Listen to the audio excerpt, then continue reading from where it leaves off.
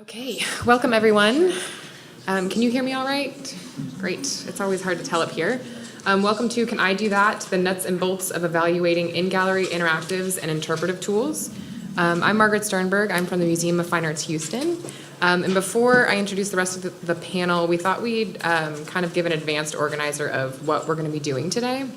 I'm an educator, so I like to keep things organized.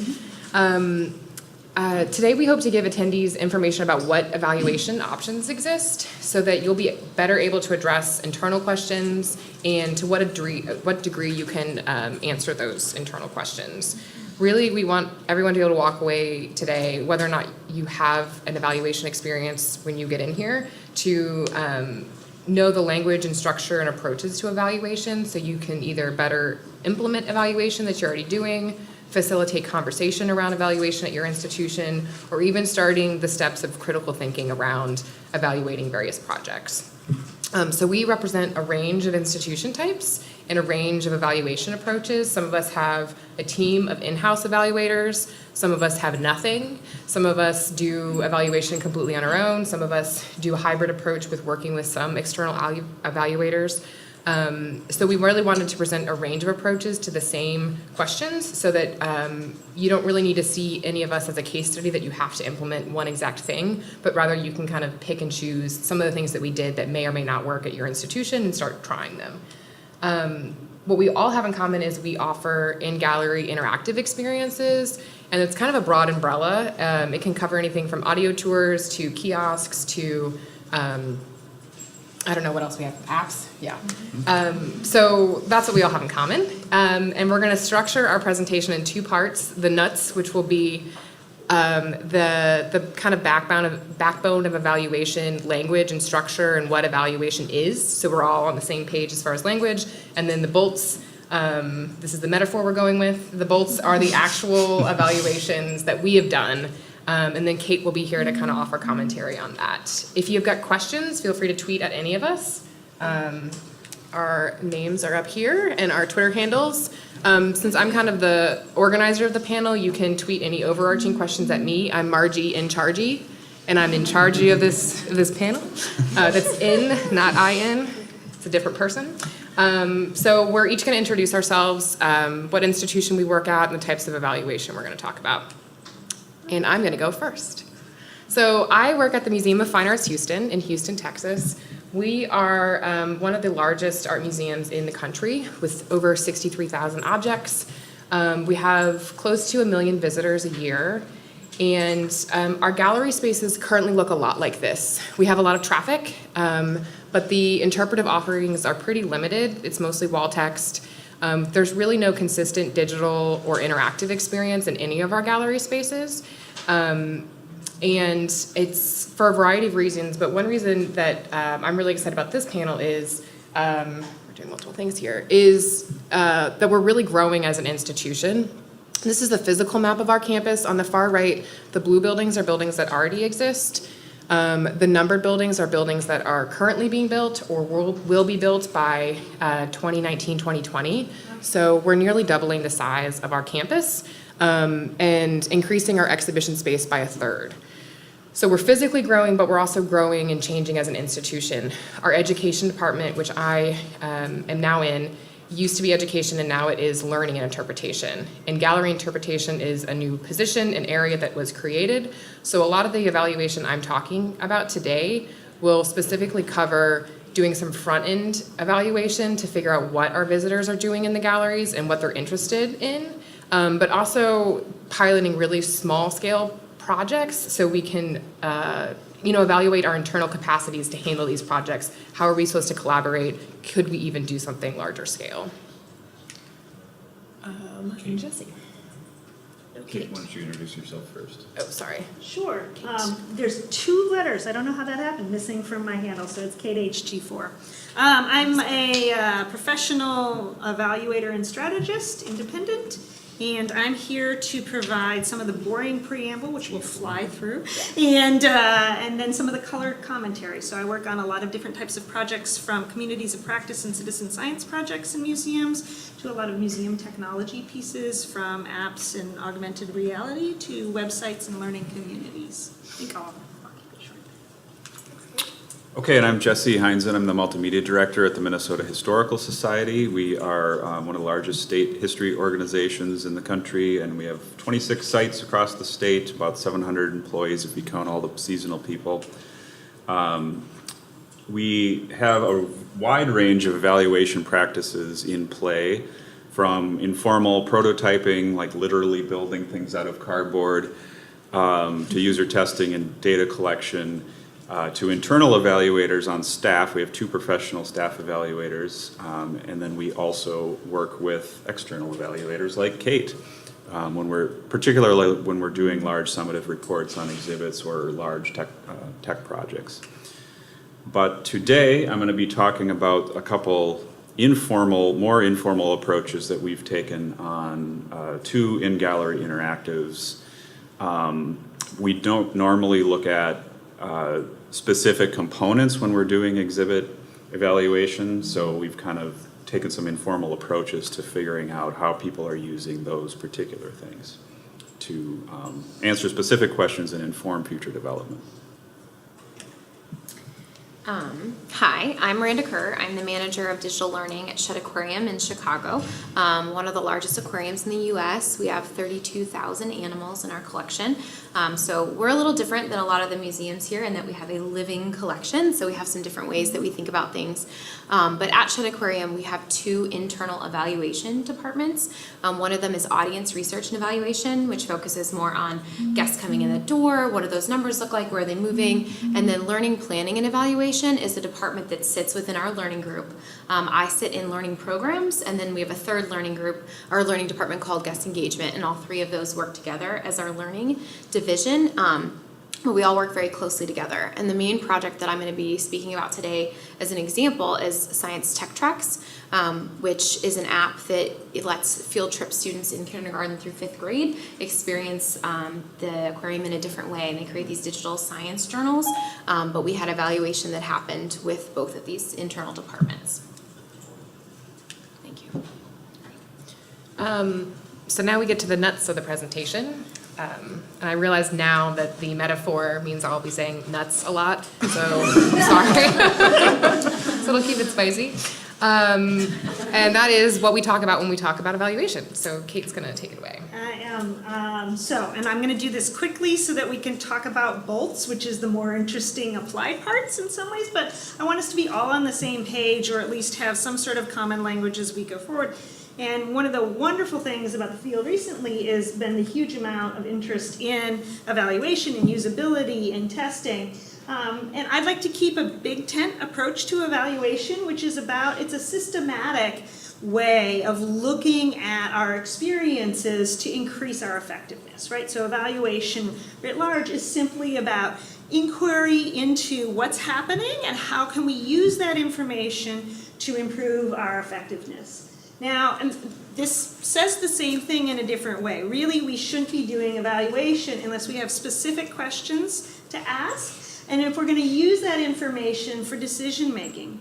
Also important to that, and speaking to this panel specifically, is we're going to be talking a lot about how do we align those methods with the questions that we have. How do we get the information we need in order to increase our effectiveness? So evaluation really should do that. There's a lot of fascinating things we can find out right now about our visitors, but I'd like to make sure that we're using that to get better at what we do and not simply to expand our knowledge. So I'm gonna shoehorn us into the 4, maybe 5 types of evaluation within the museum field. And I'll start, front end is really when we are developing, we're in the conceptual phase. Formative is when we are in the design development stage, moving forward, actually creating things. Remedial is when we're almost there. We're really at soft launch. We're at the stage where we've got products or programs to put out on the floor, and we're doing those last minute corrections. And summative is about impact. Audience research, which I skipped, is another field within evaluation, or vice versa, depending on how you view it, that may be things like we need baseline demographics on our visitors, we need to understand how to reach out to certain types of groups, and that's really about understanding the institution's audience. We're not really going to talk about that today. So, I don't know if I can run through these fast enough. These are the type of phrases that we use. And not so long ago, Douglas Hegley and I had a long conversation around the word interpretation, and it wasn't until we got 3/4 of the way through that we realized what he meant by interpretation and what I meant by interpretation were two entirely different things. And what I was talking about was the interpretation of the data after we get it back, whereas he was talking about the interpretation of, say, the artwork that was going on the wall. We were evaluating the interpretation and his interpretation, and then I was going to interpret the data on that. So the instrument is what we're working up. The protocol would be the instructions. The size is that sample that we're working with. It might be 2 people. It might be 1,000 people. The population is the entire range of those individuals. That might be all people with children under 8 years old that are working on this, right? But we're only sampling from a certain amount of that. And when we do that, we want to have a very specific sampling frame that we can describe. And that might be a convenient sampling frame. It can be okay to say, we were sampling with who was convenient, as long as you can articulate that and articulate why that you were doing that methodologically. So there's the stages as we're going through the product. Often the metaphor people use is the front end might be as you're pulling together the recipe, the formative as you're cooking the soup, the remedial as you're almost done with the soup and adding the salt, and the summative is whether or not the soup impressed your guests or not. So the types of questions we ask are very different at each stage. And so front-end evaluation, which we won't cover quite as extensively in this, but somewhat, is really what is the best delivery for this audience? What are those goals? What are the misconceptions the audience has about the product that we're going forward? And that can take a number of different formats, from just simply researching the topic to see what they understand about your content material, to deciding whether that mobile app is really the best way to go to deliver this strategy. I just covered those questions. Front-end methods, we have all sorts of different ways of getting at front-end, but that is a lot of one-to-one talking. It could be a focus groups. It can be online surveys, but it's a lot of early on research in terms of understanding people's vantage points. Persona creation is one of the things that has come out much more often recently in front-end development, where you're thinking about your audience and how you're going to target that too. That tends to be an early stage front-end piece. Formative. Formative is what we spend most of our time on in the museum technology field a lot. And does it work? Does it meet their needs? Does it make sense? Usability testing fits into formative. There are so many different types of formative that I could take the whole session and talk about it and not finish. There's wonderful inventive ways to do formative, and there's all sorts of great from scratch, small scale formative ways to do it. We'll talk about that more when we get to the bolts. Play testing, I just have an example because these kids are so cute. It's one of my favorite. Remedial, how could we fix it? How does it get better? We're there, we're so close, we're not quite hitting the nail the way we want to. It's very similar to formative, but it tends to be very late stage formative. Summative is what impact did we have? It tends to be a larger set of questions. It tends to be a more structured evaluation. You're paying more attention to sample sizes. You're paying more attention to bringing different types of methods together, because you want to be able to prove that this is working in one way or another. That's a rigorous test. It's a higher bar than can we just make this better, right? And that's why summative methods tend to vary, not necessarily the actual methodology, but how you carry out that methodology very differently once you get to the summative phase evaluation. So you're going to see the same methods here as we saw in the formative piece, but you're going to use them differently. You might be using them with larger sample size. You might be testing them against a different type of intervention. You're going to still be using a qualitative and quantitative set of methods, but you're going to justify yourself in a very different way than you were in formative. This is an example of a protocol that we used for summative, where we're looking for, say, a checklist of behaviors, observations, and then you'll see there's qualitative type pieces of data, right? So this was an observation and an interview in order to get at a certain amount of data that we're using for an interactive wall. This is a timing and tracking map of different type of instrument that we were doing to look at dwell time And then often in these things, I don't think there is in this one, yeah, there might be some coding. There's often coding for social interaction, parent-to-child interaction, social member interaction, interaction with the app at a certain station. Once you get to summative, as I was saying, you have to justify yourself differently, and so you really have to have much clearer evaluation questions than when you're in the formative, less muddy. You have to use more than one method normally, because you want to be able to triangulate against other pieces. You want to make sure that your data is balanced, and whatever bias that you have in one set of data, you're using a different way to get at that data so that you can sort of see through that bias. And using much more thoughtful sampling, and then looking at the interpretation of that to say, okay, we've gotten this set of results. What did that mean? Does it mean it's a good thing that they dwelled for 15 minutes? How does that compare to other pieces? I'm almost done. So we have the questions, and that's the full set of the cycle. I'm going to leave this in just a minute. With a couple of thoughts about what an evaluation plan might have. So if I was writing one for you all, it better have all of these different types of pieces, and that goes from front end to formative to summative, right? And that can be something you hash out with your colleagues over lunch. We intend to do this in the next 2 months. We're going to ask 30 people. We're going to do it in these methods, but writing it down later on will give you it gives you clarity of what you tried to do with that test and what you were able to prove with it, whether it was front end formative or summative. Remember that evaluating doesn't just mean getting the data. You have to be able to do the brain work beforehand, describing the goal, figuring out what you're trying to evaluate, and then crafting those clear questions. And then collecting data is only one of those steps within doing it. Not to say that these things can't be informal. That reporting out might be that brown bag lunch. Although you might wish you have written down, so the next year when you have to do the same thing, you can remember what you found. This is a shout out for clarity of questions, so that when you're trying to talk to other conferences or whatever it is about your results, you know what you mean by that. So engage with the mobile app is a really hard thing to define if you haven't done those other pieces. You want to talk about whether that's state time or enjoyment. I'm not going to talk about qual versus quantitative. They're both great. We can talk about that afterwards. This was my point on independent verification. If you can, go at your study in more than one way.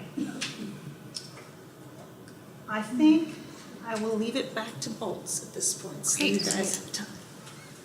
Now to bolts, not nuts anymore. So we've organized kind of our part of the presentation to cover a range of different approaches, but we're going to focus on organizing it by these different stages of evaluation and some of the questions you'll ask at those stages. And the point is so that you can, again, see how we've each approached a similar question from a different take, sometimes with a budget for evaluation or an in-house evaluator, sometimes just doing it ourselves. And the first example is from the front-end evaluation section. So what information do people want? What information do people want? How do they want to receive it? And what is their baseline of knowledge? I'll just have the one slide. Okay. So as I mentioned, I'm going to talk mostly about science tech treks. So before we started and said we wanted this specific field trip experience, we did an entire field trips reimagined. And so we wanted to get as much information as possible from teachers, which was our audience, about what they wanted. And so we had 3 different pieces. We had a focus group, that's actually on the bottom, but we did a focus group with a small number of teachers who had never taken a field trip to Shedd Aquarium. We wanted to get out what did those teachers looking for when they search out a field trip, what makes for a good qualities of a field trip, kind of that background. We had an electronic survey for teachers who had taken a field trip to the aquarium and had taken one of our original classroom programs we called Learning Labs. And we wanted to know what their opinion of different future programming options were. Did they think that they or their students would be interested in these different pieces? Animal encounter, a guided tour, iPad rental, curriculum resources, just to get some background on what they're looking for. And then we had another survey that was a smaller number of teachers, some online and some in person. And that dug into motivation. Why are they coming on field trips? And some of the top answers were like making curriculum connections, having a new experience, fostering what students are interested in, and then what kind of resources they wanted to plan it, and then what experiences were they hoping the students would get. And that was laid our foundation for us to start brainstorming about what this field trip experience was going to look like. So an example of a do-it-yourself approach at the Museum of Fine Arts Houston, this is a space that we call our Cabinet of Curiosities. And if you're not familiar with a Cabinet of Curiosities, it's actually a term that refers to an 18th or 19th century actual like cabinet where a gentleman scholar would have paintings and other ephemera like magnifying glasses and naturalia and scientifica and all sorts of things that were supposed to be a microcosm of the world around the person as a way of studying and being very learned. So we have a gallery space dedicated to this idea at the Museum of Fine Arts Houston, and it's different than some of the other spaces I showed you, and that it's very intimate. This is the space, you can see there's paintings, there's prints and books in cases, and then also other kind of decorative art materials. And the only interpretive element in this space right now is a very sad binder that has really sad laminated pages. And our curator wanted to find a new way for people to interact with this space. And it was something that I thought would be a really great way to start testing because it's small. This curator is relatively great to work with. And this space is kind of in isolation. When I asked him what he wanted as a tool, he said that he wanted the visitor to be able to learn whatever they want about anything in this space, which is like Google, so that's not going to work. So we decided to manage everyone's expectations by doing some front-end evaluation, doing observations, and intercept interviews in the space. And we did this in-house. It was myself and a fellow we had. We did about 30 interviews and observations. And we learned actually a lot, considering it was pretty small sample size pool. People tend to spend 4 to 6 minutes in the spaces. People with strollers or in wheelchairs avoided the space because it was difficult to kind of navigate. People tended to interact in groups in the space. And what's interesting is when we asked them what they actually wanted to do or how they wanted information delivered, everybody wanted a wall label. 18 of all the respondents wanted a wall label, which is something we actually can't offer in the space because of how it's hung. And the curator really doesn't want wall labels because he wants it to feel like your own intimate gallery space. You wouldn't have wall labels on your objects at home. What's interesting is the other category. Some of the things that people have in other really varied from a better map of the space, the current binder, which is terrifying to think of finding that. But several people asked for a special tour, a docent. Somebody wanted an actor in the space pretending it was his cabinet. So that kind of personalized element was something that we weren't anticipating and something that we're going to dig down into future examples. But what we're doing in the meantime is we're testing with this application called Flowbella. I don't know if anyone's familiar with it. It's basically a presentation software that offers touchscreen capabilities.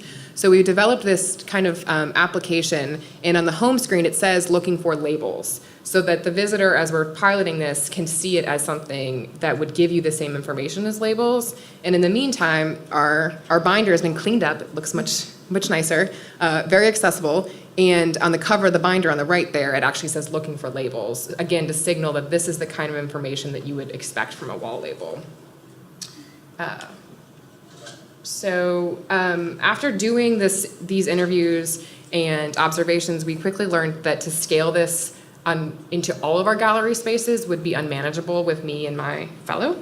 But we wanted to get similar information about how people were interacting with spaces and what kind of information they wanted and how they want it delivered. So we hired an outside evaluator to do a really, really small project just around our audio tour program, which currently is delivered by just not a touchscreen device, but a push button device, and it's pretty much only our temporary exhibition spaces. And the content is very limited. It's mostly a curatorial voice. So we wanted to think about what other content we could add, and also if we're moving to a more multimedia mobile experience, the variety of approaches. So there was an intercept interview, but one of the things that was really valuable was a card sort, which I don't know if anyone's done this before. It was really helpful for us. These were all the different options. I took a picture of this on my desk a couple days ago. These were all the cards we gave people, and it had a one word to start, like maps, and then a brief description of what it was to help people figure out what do they mean by maps. And they just sorted, they gave to the evaluator the things that they were interested in learning more about. And we learned a lot of information. The bottom is the card sort, what ended up sorting out. And we really thought people would want more commentary or games or tags or lists, but they really wanted the nuts and bolts. They wanted how it was made, the artist, the time period, and then conservation in sounds or music were also surprising. So we're kind of focusing our future content creation on those elements. We also learned that 96% of our visitors have a smartphone, which was kind of mind-blowing, and we really thought there would be more Android users, but you can see from the icon in the top left, there's really a lot more iOS users. And our visitors are using their smartphone devices mostly to take pictures. So that was something that whatever we end up doing in the future, if it's a content-driven resource, we also don't want it to get in the way of that activity that they're already doing, or maybe we need to integrate that in some way. So it's given us a lot of food for thought, and it's a good example of how we realized we needed to move outside of just doing it ourselves to move forward. So then we're going to move to formative evaluation, and Kate said we have a lot more examples for this, and we're going to start with Jesse. Okay, so the first thing I'm going to talk about is this interactive called Broken Promises, which essentially places users in the shoes of a Dakota person having to make choices about signing treaties and giving up ways of life. So it's a very complex narrative, and the way we did this was basically build a series of short videos broken up by these choice points. So it's kind of a non-interactive interactive, but like the reality of the history, despite the choices users make, the result is the same. The U.S. government doesn't keep its promises. The U.S. Dakota War breaks out. The Dakota lose. 38 Dakota men are hanged in the largest mass execution in U.S. history, and most Dakota are forcibly removed from the state. So to tell this story and do it well, we had to involve people from the Dakota community, obviously. So I think this example is one where we kept this in the kind of storyboard phase for a really long time, and we shopped this around with a lot of different people and a lot of different stakeholders. Not just like go find one Dakota person, run it by them and see if it works. You know, we were out with our Indian Advisory Committee. We were all over the state testing this with individuals and groups to really hone the story. And since it's such a complex narrative, we also needed to figure out how can we make this into an interactive program that doesn't take 4 hours to complete. So that was kind of the challenges we were up against. So in the formative phase, I think what we're talking about is that idea of working with stakeholders, and I will get to the part about how we measure the dwell time in a little bit. You can just click to the next Okay. one. I just have the one. And likewise, I'm going to talk a little bit about content, and then I'll get to dwell time in a little bit as well. So the Science Tech Truck apps last year was the first year that they went live on the floor with students, and so we really consider it an iterative year. And the way that we captured changes is we had staff doing reflections, just entered in SurveyMonkey, and then we also had some shared Google Docs. And then to collaborate with our IT team, we had a shared spreadsheet of all the changes we wanted made. And some of those were really small, simple things. Like a third grader doesn't necessarily know what you mean when you say, look in the exhibit. But if you say, look at the habitat, that's language that they have and they understand. And so we were able to make little changes like that all throughout the year to update our content. So, and I'll get into some of the other changes that we're able to make as well.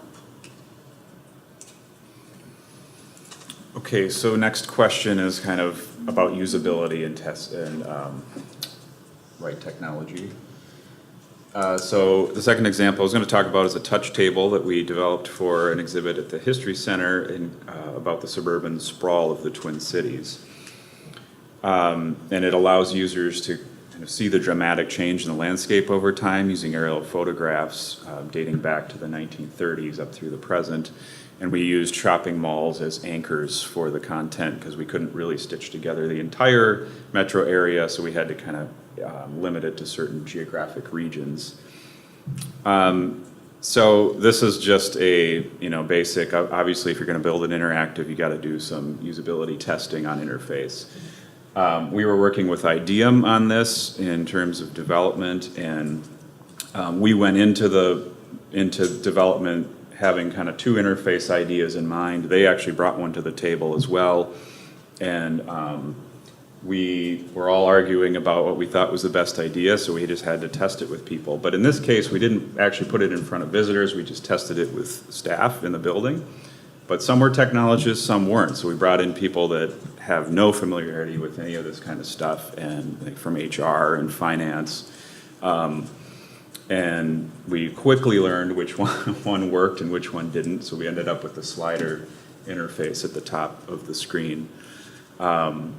And I think the important thing to stress here is that, especially if you're working with a vendor, you can't go into the project just having like, this is what we're gonna build, it's on paper, now we're gonna build it. You have to make sure that it's gonna be an iterative process and that they know that up front and are willing to change some things along the way.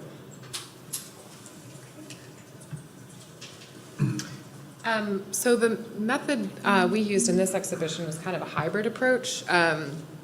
This exhibition was called Sculpted in Steel, Art Deco Cars and Motorcycles.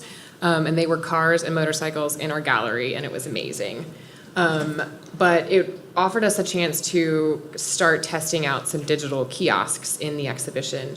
And we had really great contemporary photographs and advertisements of these Art Deco vehicles, but we really didn't have any space on wall labels or other places to actually share them. So we put together, again, using Flavella, this kind of touchscreen application that allowed us to build something really quickly and change as we developed it and install it in the exhibition space.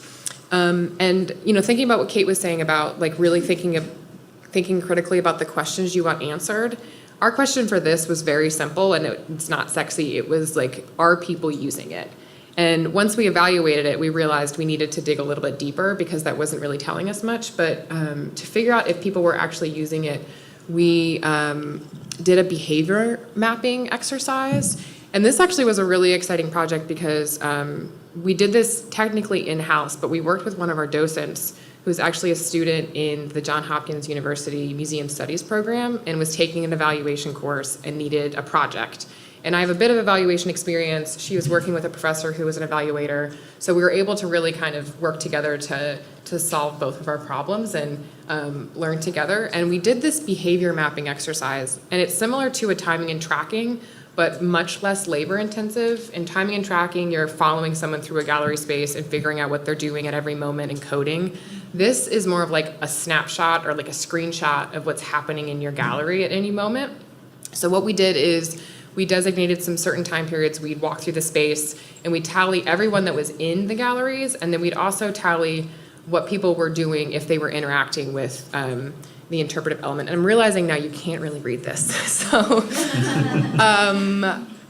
across the top are different categories of people. So the first category is adult female age 60 plus, then adult male 60 plus, adult female 18 to 55. So these were just guesstimates based on our observations. And then we put them in categories based on what they were doing along the left. So the bold, so the first kind of grouping is the ticket counter.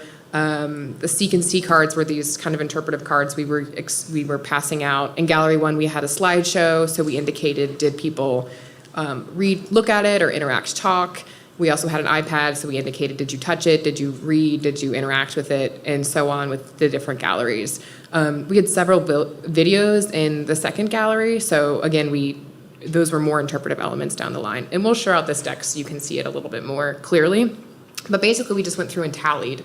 And after we were able to compile this data, and with that got kind of a snapshot of what was happening. It wasn't super rigorous. I think we only probably spent about 8 hours total doing this, but it gave us some basic information.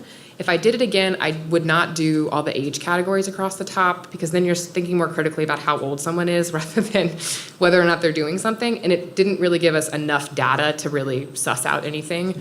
But the categories on the left were really useful. And I'll share this if anyone wants to use it. But what we discovered was only 4% of our visitors were interacting with these iPads we put in the galleries. And we weren't really sure if that was a good or bad number based on benchmarking because we didn't have any, but about 22% of the visitors were interacting with the videos that were in the space. So we thought that number was dramatic enough that we wanted to dig a little deeper, and we added some intercept interviews at the end of the exhibition. And the sample size for that was very small. It was like 20 people we interviewed, just to give us some basic information to figure out what was going on. And what we discovered, we had not thought about. So this is the gallery space, and here are some of the really sexy, engaging cars that people just wanted to take pictures with and really look at. And then if you look at the far right in this picture is my sad little kiosk that doesn't really look like it belongs. And it wasn't until we were asking people about the spaces did we realize that people didn't know they could touch the kiosks. People thought they were part of the car displays. These were really big galleries with really engaging works of art, so the kiosk kind of got lost. So in the future, we're testing out adding more signage or being more kind of specific with offering like a space that you'd interact with any kind of kiosk. And then we thought, well, maybe we shouldn't have these at all. But when we actually asked people who were interacting with the iPads, what their experience is like, we discovered that the people that were engaging with them were having really meaningful conversations with the person they were with, or having really personalized connections with the content. One woman really didn't like the exhibition until she got to the last gallery space that had this really interesting Indian motorcycle. And we had all these really great photos of women riding motorcycles in the 40s in this kind of kiosk. And she recognized a photo that reminded her of her mother who rode a motorcycle. And she had this whole experience and a memorable personalized moment. So to me, that's something that's really interesting to think about evaluation and data, and it kind of touches on what Nick Honeysett was talking about at night last night, that this data is really useful, but it doesn't capture the, I forget what he called it, the curiosity, angle of curiosity. So these angles of curiosity are not great, or the jaw of awe. So that's something to think about with qualitative versus quantitative data, and why I'm really glad that we had the flexibility to kind of dig deeper and just do something on our own to get some of that qualitative data here. So formative evaluation. This thing about timing of things, Miranda? Yeah, so in addition to just looking at what the directive said and to see how clear the instructions were, another thing we did both following around one student throughout the whole experience, and then also a similar group scan sampling that Margaret mentioned, where at any given time, what are students doing? And we bucketed it into 3 big categories. Are they doing something program related? So are they working in the app directly, answering the question, taking a picture, building a habitat, lots of different types of directives? Are they doing something shed related? So are they looking at an animal or reading an exhibit signage? Or are they doing something social? Are they goofing around, talking to their friend, playing? And so if you just look at program related across the 4 apps that we built, they were doing that about 1/3 to 2/3 of the time. But if you add in program related plus shed related across all 4 apps, they were doing that 80 to 87% of the time, which I think is huge. And I think it's important to think too, what you're asking and what you're measuring, we didn't just want them buried face into the app. The whole point of using the app was to get them into the galleries and to get them interacting with our collection and seeing our animals and spending more time and slowing down. I don't know how many of you work in education, but if you've watched a field trip group like buzz through your museum like this just to move through it, we wanted them to slow down and stop. And so we were totally fine with the fact that we had a certain percentage of time when they weren't in the app, but they were still interacting and observing animals, and we were engaging in curiosity in that way. So that was really exciting for me at least to see. And then in terms of completion rates, when we first started, what the app looks like is it's like a science journal, and they each have these pages that they move through. And so we were looking to see how many of the pages they got through. And we learned pretty quickly that we had too many. We were a little overambitious with what we thought a school group could get through in their 45-minute to an hour program. So we reduced some of that. And then we've also noticed that if you give them multiple directives on a single page of the app, like if you tell them, take a picture of a fish, circle or trace the mouth, and then make a prediction about what this animal eats, they all take the picture. Most of them circle or trace the mouth, but then you lose them with the 3rd one. So right now we're working on building the app to be able to take the picture they take and add it to the next page of the app. RT is still working on that, but it would be nice if we could spread out the directives so they just have that one thing to do on each page. And we want to be able to simplify those without losing the learner outcomes. So that's that. So the final chunk is the summative evaluation, and we have a little bit of time, but I'm curious, Kate, you talked a little bit in the beginning that we don't really do a lot of summative evaluation as museums. Do you have any theories as to why that you're willing to share, or? It's expensive and it's hard. You've built it. That's so fabulous. Oh my God, there's all these other things that I haven't dealt with while I was Yeah. pushing out this release. That the exhibition is opened and now I have to deal with these things. It's finally installed and now I have to deal with these things. It's unfortunate because I think that the mechanics of our field aren't built for summative, and yet it is summative that becomes most valuable when we look back later on. Not most valuable, but close to it was, okay, we can look back at formative and say, should we have moved the button here? But we also want to be able to look back and go, hey, does this kind of video introduction actually work? Are our orientation theaters working? Are these things working? And learn from that and incorporate that into other museums' work, and that's hard, but it's so valuable. So when we do summative evaluation for large exhibits, we usually do very expensive, work with an external evaluator and do a very expensive report on exhibit. We don't tend to focus in on one component. So I'm actually talking about going back to these interactives again, and some things that we did after they were completed, just kind of informally to find out how people were using them. So with the touch table, we didn't build in any analytics into the program itself, but we really wanted to see, how are people using this? Can we try to figure out if people can figure out the interface, or if they're actually interacting with people socially with it, or if they're getting the point of it. We did do an exit survey for the exhibit, but it doesn't really tell us much about that component specifically. Okay, great, 20 people mentioned that they liked it.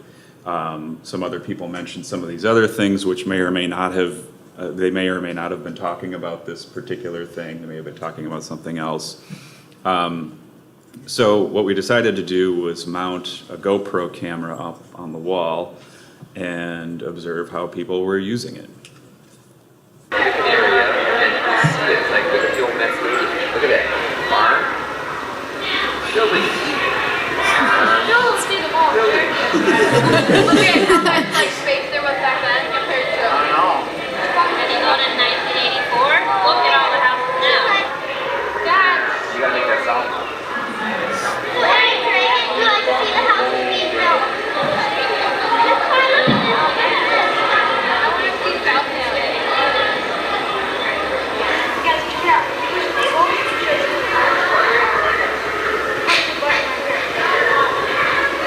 They can change it if you want to drag it. So I sign in, I call on the guys we made. So right there, Hey, here's an airport. You see our house? So my parents are right here. There's my parents' house right there. It's a red room. Oh yeah, and so we're there. That's where our house was in 37. There wasn't a house there yet. Another like 50 years, we're going to be overly populated with it. This is so cool. I've just never been to a exhibit where like broadcast. So those are just a few little excerpts from about 220 minutes of footage total that we recorded over 4 different days while this exhibit was up. Of that 220 minutes, about 50 minutes within that there was nobody actually interacting with it. So we had about 170 minutes of people actually interacting with it. Now, we haven't really done any scientific analysis of this or tried to code it or anything like that, but just from observing this video, we kind of get that, people understand change over time concept, they understand the interface, or they'll teach each other how to use it if people don't understand what's going on. It did encourage conversation. There were a lot of people who stuck with this thing for a long time or brought their family members over to show them something. And of course, everyone wants to find their house. That was kind of the big thing. And, unfortunately, like I said, we didn't have time to map out the entire Twin Cities area. So only certain people could find their house if it was within proximity of one of those shopping malls. Okay, is that gonna stop? Oh, You can advance it. okay. Oh, yeah, and I was gonna mention, if you're gonna record people, make sure you post something. Did you wanna Yeah, talk do you wanna briefly address about that at all? IRB? You know, I'm looking at our time, but we can talk about offline about human subjects review and institutional review board. Essentially, there are laws governing whether you're collecting personally identifying information and whether those individuals have given consent. And it's important for us as community organizations and community leaders to abide by the laws and those sorts of privacy regulations. And so there are all sorts of different ways that you can go about it within that. But if you are recording individuals and having some sort of personally identifying information, whether that's on a survey or in a video, you need to consent in order to present that at conferences or within research or other sorts of pieces. There are ways you can use it without consent, but it's something that you really need to give thought to so that you keep your institution doing the right thing in terms of our privacy laws. If you remove the identifying information, is the data then, can you present on that?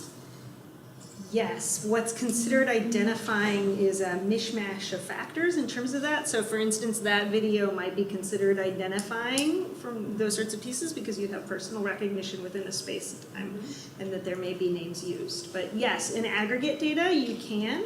It was a survey that they put their name on or The piece I'm gonna talk about next, we pulled the kids' data out of. Right, and there's different laws for kids and other special protected people. That includes pregnant women, prisoners, individuals with disabilities. So yes, with kids, but also with other individuals. But if they don't provide any information that like their name, Correct. then they are not identifiable, and therefore you can use that data. They may not name their name in a video, which doesn't necessarily mean that they're not personally identifiable. So I mean in a survey. Yes, absolutely. In the It's survey, data. there is a list of 12 different types of things that are considered personally identifiable if used in conjunction under the federal human subjects laws. Do you have a resource you could point us to or tweet I at could maybe? add that to the slide deck Yeah. and then tweet it That'd be out. great. Yep. You can do that. That'd be really helpful. And in this one in particular, how we looked at summative, one of the things we did is we pulled all the digital products the students created. So we specifically made sure that when we pull that, the reports that we get at the aquarium don't have the names or the names of the groups of students. So one great thing about the Science Tech Truck app is the teachers get emailed a digital copy of everything the students make. We also get to save a copy at the aquarium, but our copy gets separated from their names so that our evaluation staff don't see any identifiable information with it. At one point, we had talked about having one part of the app ask them, take a group selfie with your favorite animal, and we pulled that because we would have had to pull those photos from everything. So it kind of ties into that. But a lot of our, the things that we asked students to do, we were looking for certain learner outcomes, and one of the big ones is were they able to do observations and use observation and inference techniques.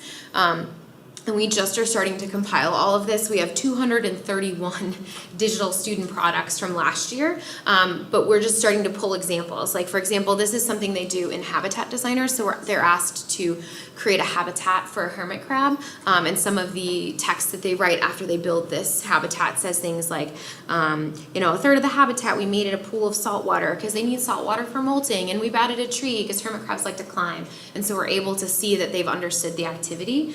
So we're still in that process of pulling all the information from the student work projects. But that's one way to do summative as well, is to look at what's been created within your app or within your digital interactive. Yeah, and one other thing I wanted to say, if you're interested in learning more about Science Tech Trucks, I'm doing a whole nother talk today at 4, and so just like in another half an hour, and I'll dive into this even more deeply of how we went through the different iterations of this app and used evaluation to build this, so. I think this is our last example. So back to this treaty interactive. So even though we worked to hone this story over and over again, it still takes roughly 10 minutes for people to complete.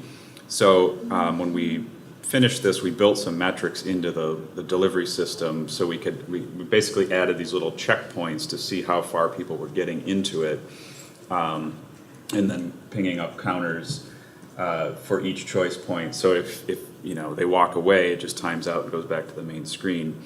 And so far, we've noticed that the retention rate for people who start it, to people get all the way through, remains at about 67 to 70%, But we don't have any observations to pair with this, so this is purely just, you know, speculative. But the other thing that these numbers can tell us is that only 22,000 whatever people have actually even started the thing. And this doesn't even account for, you know, maintenance staff coming through and starting it to see if it works or something like that.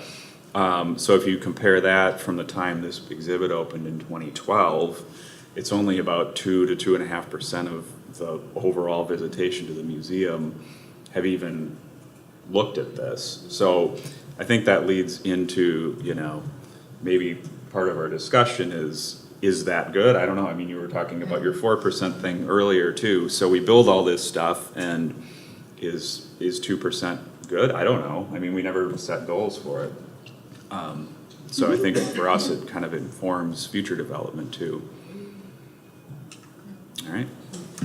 Okay, so that's all of our nuts and bolts, but we wanted to leave plenty of time for questions and discussion around evaluation, what it looks like, and some of the questions we are still dealing with as evaluators and educators and technologists. So we wanted to open up if anyone has any questions for us about, yeah. I have a question. I work, I'm basically you, the Eamon Carter up in Fort Worth, and Nice to meet you. we work closely with our installation team instead of, because you were saying that iPad kind of felt like it didn't quite fit into the flow of the show. Mm-hmm. So I'm wondering, how are you sharing that information with the other stakeholders? Are you kind of an afterthought? Are you proactive? Are you reactive? Because sometimes, like, educators or, you know, certain departments are using the information, but it's not either disseminated across the whole, you know, playing field, so some people don't know where you're coming from. Like, how are you presenting this to the other people involved in design? Yeah, that's a really great question. I'm going to repeat it because it's recorded. You were asking questions about how to disseminate the data that we get so that the right players are hearing the information. And I think that's the sculpted in steel example was a good example of something where the layout was pretty much decided, the look and feel of the exhibition was decided, and then we decided to add this kiosk. Mm-hmm. And I think you noticed it in how the gallery was set up. But what was great about doing an evaluation, even though that it was do-it-yourself, in-house, and small in scale, was we actually had some hardcore numbers and some qualitative data that we could share. And I worked with the docent that we were working with, Miriam, and we wrote up a report. She had like a really long paper that she submitted, but we pulled from it kind of like an executive summary, and we shared it with the curator. And she found the data really interesting, and we're starting to already think about an exhibition of Oscar de la Renta gowns that is going to be next spring. And she already was like, oh, we should do a kiosk again. And I was like, well, remember, it didn't really work that well. Maybe we should think about it differently. So having data is really valuable for conversations like that can remind people, yes, I am part of this process, and we learned something last time we did it, so let's try it a little differently this way. So I think that's a really great question. I don't know if anyone else can speak to that, Jesse or Miranda. Just gotta keep pushing it, talk to people, and make sure that, you know, they're listening to hard data. Yeah, I was gonna say, I think it is a challenge. Like with the Science Tech Trek app, for us, it was the first time that Learning was doing a school group program on the floor. And so I think that there has been a lot of people trying to figure out, how does this work and what does it mean? Are the learners that we had in our school group, how does it interact with the guests that are already there, and how does that interact with the exhibits, and what does that do to traffic flow? And it brings in a lot more partners that have to think through it. But I think it's an important conversation to have about how that space is shared and how we think about it more holistically with a variety of guests and learners. When I'm coaching in-house evaluators, right, so you're trying to build an evaluative culture within your institution, whether that's an evaluator or an interpreter or whatever, at that point in time, one of the things that I often ask to start with is formative, and formative specifically out of the designer's needs. And that's just a trust-building use of information issue, right? You want information that's useful, that's born out of the developers and curators' questions. And while, actually what I want to know is the visitors' questions in the end and how that works, you're building a relationship there in terms of trust and what can be provided in terms of information. So we try not to go to summative first, because even though, within this culture we talk about how we're failure forward and all of these sorts of things, you've invested a lot of resources into this product. So you want to start it at a formative stage with questions that the team is genuinely wrestling with, so that you can prove the value of the evaluation, and then scale through there, because it takes time to build that evaluative culture, and trust is one of those things, and utility is the other part of that thing for that information. I know that doesn't necessarily help in terms of that particular question, but it sounds like here the curator was willing to take that as an iterative approach, which is really where you want to go in the end of that. Any other questions?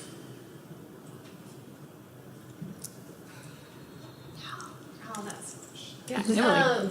Can you speak to remedial evaluation and maybe some examples where you've seen that work well, and sample sizes for remedial? What is success look like? So remedial is one of those where you can go till you get saturation. And so the example, we actually had it in the deck, but I cut it. So I'm going to try and remember in terms of that, was one of mine where we were testing a game on a North Atlantic trading. So it's a digital interactive. We're trying to get kids to understand trade routes. It was a pirate-based game. That was great. It turns out the kids don't really know what pirates do. They don't understand the concept of plundering, or necessarily even that cargo is different from your supplies, which you eat. That sort of thing. What was the other one? There was not infamous, not nefarious, but there was some sort of term that we were using that we thought that they would get. Not at all. So we were really close to release. It's a media developer I've worked with often, so we could iterate. We put through 20 kids in a day, so clear what worked and what didn't work. We were going till we didn't hear anything that was really new or startling, and then made a raft of vocabulary changes that totally improved the game. We were hoping to release, that later that month. It didn't change the game at all, except it made it a lot more useful for the kids, a lot more successful. And that was a remedial evaluation, small sample size, totally different change in outcomes. Any other questions? I kind of have a question about, this has come up in conversations with our education curator, about asking questions that will not lead to any change. And so how do you balance out the desire to know your impact, but when that impact isn't going to make a difference, say, in the curatorial choices that are made in the future? How do you know it won't make an impact? Just curious. Like maybe if you did the evaluation and you showed that there was a huge gap or lack or whatever you think might show. Curator by curator. Okay. In our institution. Do you have an example of like a question the curator wanted asked but wasn't willing to change, or that you wanted asked? No, they're not questions. Oh. Well, it's more in. Sometimes we want to ask about if learning objectives are being met, but those learning objectives are sort of set by the curator rather than the educator. The educator's just there to sort of do sort of in-gallery tours and classes to help facilitate that, rather than the actual interpretation of the objects, and whether that's the language used on the label is effective, or the placement. Yeah, I think one thing that helped us when we did a whole restructuring in our learning division at Shed Aquarium about 4 or 5 years ago now, we created we call it the learning framework. And so everyone has this same framework they're working from in terms of what our learning outcomes are. And so I don't know if that would happen to work, but I think it might have to happen at a higher level where you're talking about learning and you all have this common language. We have like different levels of, instead of thinking about it by audience, it's about how much engagement there is. So empathy and curiosity is where we think of like an entry level. Question and investigate is a little bit more in-depth program, all the way up to developing solutions and a leadership level. And so we have specific outcomes that fit under science and environmental science and 21st century skills in each of those. And so because we have this common framework when we create a program, it's like, okay, which level is it in? Okay, pick which outcomes we're going to work towards. And then we already have common evaluation tools that we've built that try to measure those outcomes. So it becomes just this language that everyone's talking about. So I totally understand where you're coming from, but it seems like it almost has to be a bigger change than just plugging in. Maybe you have another idea. Well, I take it from another direction, Yeah. which is I take it as a hit on my field in that evaluation has to become better at different ways of disseminating those results. So, and that we're all learners in this process as well, right? The curators, the educator, we're trying to get better at our practice. And the techniques by which we use to get better at our practice are going to work for some people and not work for other people. And I'm going to pick on Jesse for a second, an example I haven't said. But when we were doing an evaluation together, there were different people on his team, and one of them wanted a giant report with like every little detail about these sorts of pieces. And then we get together and meet, and Jesse's like, so I produced this report based on one team member, one stakeholder's vantage point. Jesse's like, this is just not useful to me, right? Like, I've read parts of it, I haven't read parts of it, it's just not useful for my practice, which was really helpful for me to hear, for me to go back and recraft different types of results products for different individuals. And I've seen that really successfully done as like editing that video that you produced and then giving it to the curator, right? And having just the straight out video results, or straight out someone else. I know someone else who put on some key findings from a really successful exhibition on a mug and gave it out to the design team, right? Like, you guys rock, here's what we found. And you will drink from the results of this cup every day.